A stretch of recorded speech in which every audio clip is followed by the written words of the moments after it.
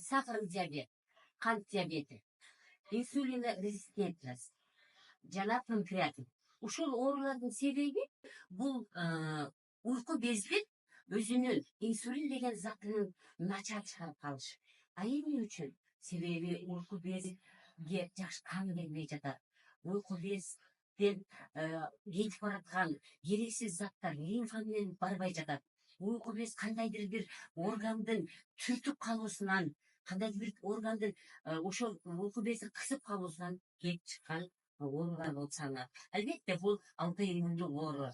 Демек, уйку без өзүнүн инсулинин жакшы чыгара албастан өзүндө калып калат дагы самопожирание, өзүнө өзү жеп жок кылуунайынан ушул оорулар келип чыгат экен.